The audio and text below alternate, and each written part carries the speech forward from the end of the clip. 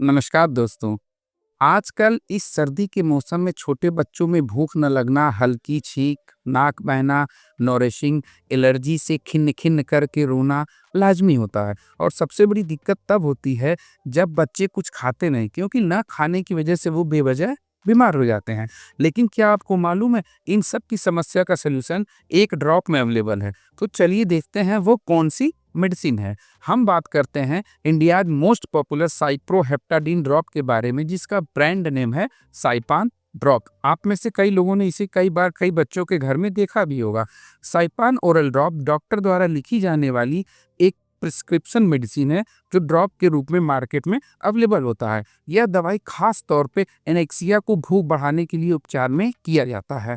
लेकिन इसके अलावा साइप्रोहेप्टाडिन ओरल ड्रॉप के कुछ अन्य प्रयोग भी हैं जिनके बारे में हम आगे वीडियो में बात करेंगे, अंत तक बने रहिएगा। साइपान ओरल ड्रॉप दो एक्टिव साइप्रोहेप्टाडिन और ट्राइकोलिन सिट्रेट का मिश्रण होता है। साथ मिलकर ये दोनों दवाएं बच्चों में भूख बढ़ाने की वजह में मदद करते हैं, लेकिन इसके अलावा बच्चों में एलर्जी के लिए भी दिया जाता है। क्या आपको मालूम है? नहीं तो आज हम आपको बताते हैं।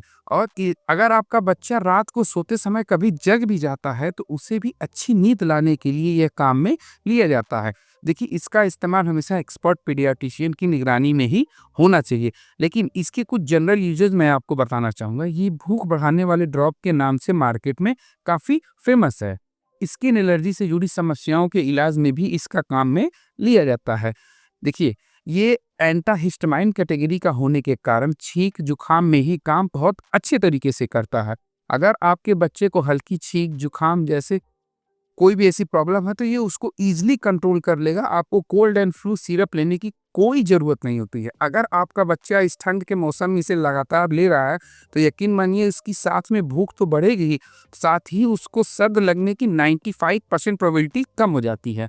साइपान ओरल ड्रॉप लंबे समय से बीमार रहे बच्चों को भूख बढ़ाने में भी मदद करता है। जैसे अगर आपका बच्चा फीवर से 15-20 दिन में ठीक हुआ है तो उसके लिए बहुत ही बढ़िया विकल्प होता है, भूख उसकी बढ़ा देता है। और साथ ही मांसपेशियों को बिल्ड करने के लिए जो प्रोटीन की उपलब्धता होती है उनको भी ये एग्री करता है कि बॉडी में ये चीज़ लगे और आपका बच्चा काफ़ी मजबूत होता है। इसीलिए अंडर न्यूट्रिशन या माल न्यूट्रिशन को भी नियंत्रित करने का एक बहुत ही सुरक्षित और प्रभावी तरीका माना गया है। यह भूख की कमी के इलाज में तो आता ही है, साथ में पोषण संबंधी बीमारियों को भी सुधार में लेता है। त्वचा की एलर्जी के इलाज में साइपान ओरल ड्रॉप एलर्जी के साथ बहुत ही प्रभावी तरीके से बच्चों में जैसे डेंगू बुखार में होने के बाद जो एलर्जी हो जाता है उसमें भी काम करता है, हल्की सूजन में भी काम करता है।